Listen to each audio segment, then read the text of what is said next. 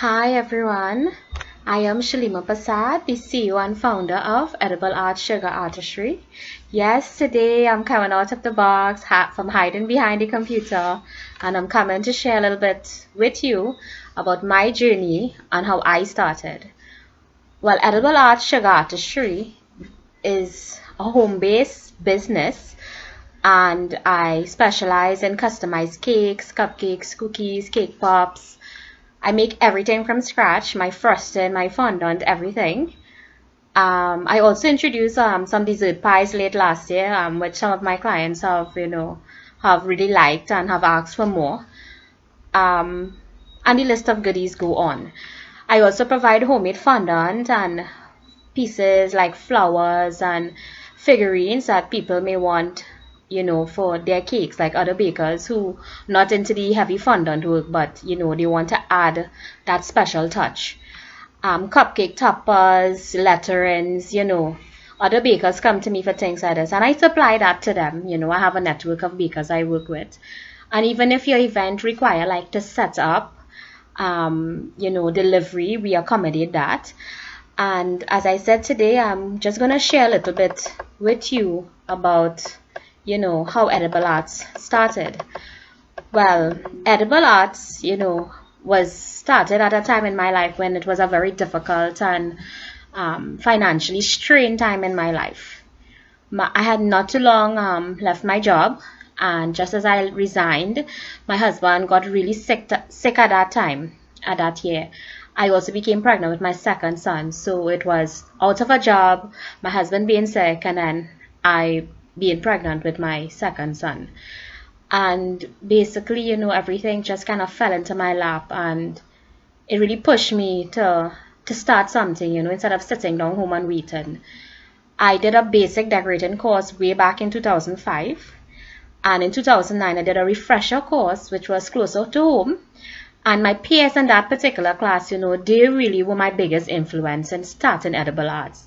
They were like, Shalima, you can do this. They convinced me that I was onto something. And they were part of the process, they helped come up with the name Edible Arts actually, because I proposed a bunch of names, and Edible Arts was the kind of, the favorite among my friends and the peers that I had from that class. So in 2010, Edible Arts opened its doors and the first order left. And we've been baking since. So now, starting business could be very challenging, especially for somebody like me who was out of a job. So I didn't have any financial backing at that time. Because obviously, when you start a business, you want capital, you have to have your assets and all these things. Well, I'll tell you something. I was so focused on not having bills, not having debts hang over my head like loans and stuff. My last paycheck, I actually paid off all my outstanding loans and everything. So I didn't have any debts when I started, or when I left my job when I started the business. But basically, I needed some kind of cash, and that year I had elections, so I worked for elections. Yes, I did. And working for elections that year, I actually got about $900. So I probably used about $300 for myself. And in the bank, when I checked my account, I had like $650 to my name. And my hand mixer, a faithful old hand mixer for about $100. And my car, because I paid off for my car loan, so I had my car. Anyways, so it goes on. So the struggles that I faced initially was actually, that money upfront to buy ingredients and supplies, raw material that you would need.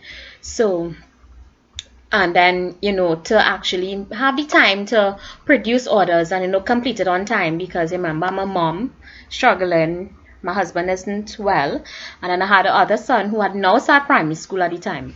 So it was all these factors into play. Anyway, to kind of combat with the not having enough funds to buy material, asking for a down payment become a necessity. So it was necessary to, when you book your order, you had to make a deposit. And I asked for it, and I asked the people to book the orders in advance, so at least I'll have the time to prepare and to schedule everything, because, as a mom, I had so much other activities going on for myself. So I had to make sure and schedule all activities, like, field trips, and when they had swimming, well, when my other son had swimming, and well, the baby, he was home with me full time, so he was demanding, and he still is. He's 5 now, but he's very demanding. And, that time it was hard for the family with my husband being home. And having a really, really great support system is what really helped me a lot, because my husband helped with home, he helped with the boys, my mother-in-law helped with the kids, sometimes she cooked for us. So I really had that support system, because, being an entrepreneur is never a one-man show. Even though I'm the one who's physically doing most of everything and making all the decisions, you really have to have a team behind you, whether it's somebody part-time or helping, basically for that particular day. You really need that support, and I really had that support, for my family. And, obviously, when you start a business, putting yourself out there is never a fun thing. Sometimes, it's challenging, because now people are going to be criticizing or critiquing your work. And, people may not have nice things to say, or the competition may feel, that you're coming into the territory. So I did have, a little kind of tugging and pulling initially, because I was entering an existing market. So what did I do to put myself out there? I my friends and family, they promoted the business. They would, order jobs, order cakes, so that's how I got my job, sorry. And even if I was invited to an event, I would offer to make something, to show my work, because you needed a presence.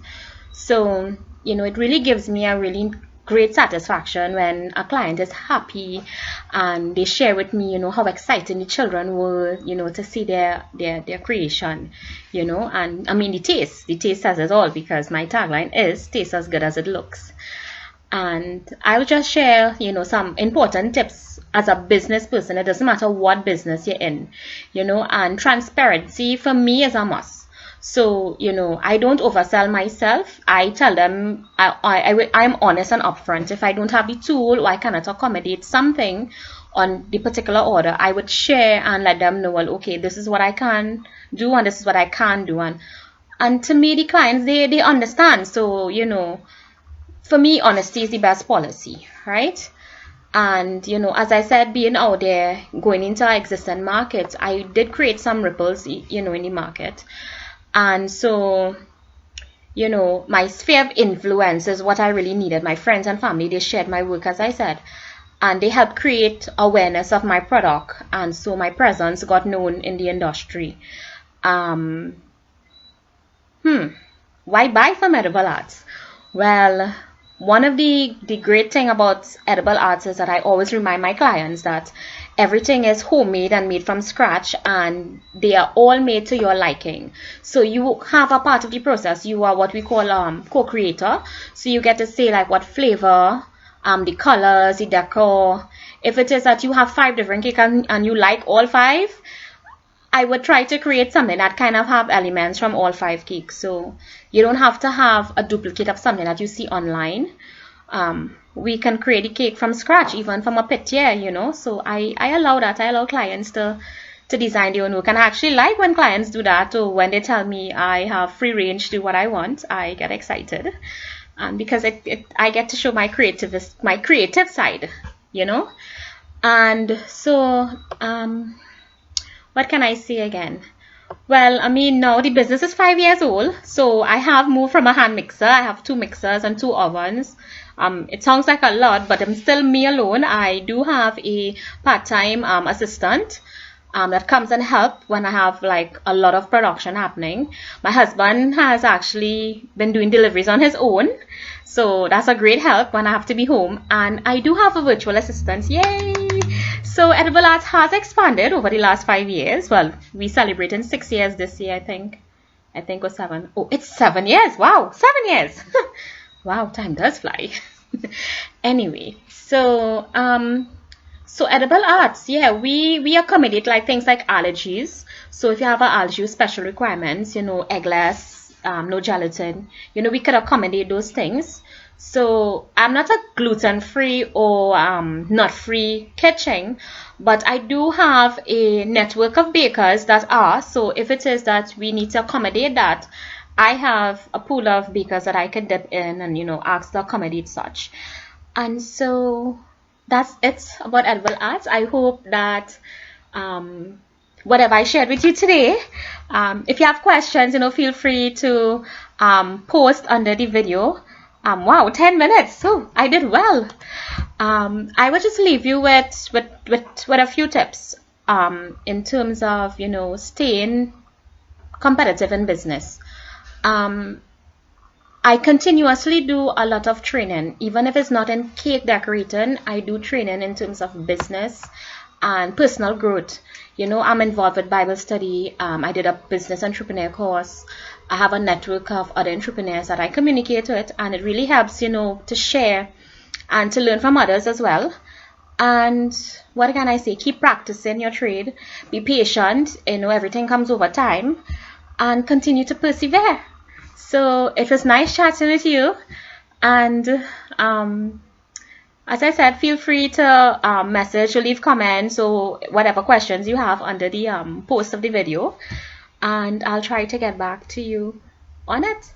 So bye. This is Shalima from Edible Arts Sugar Artistry signing out.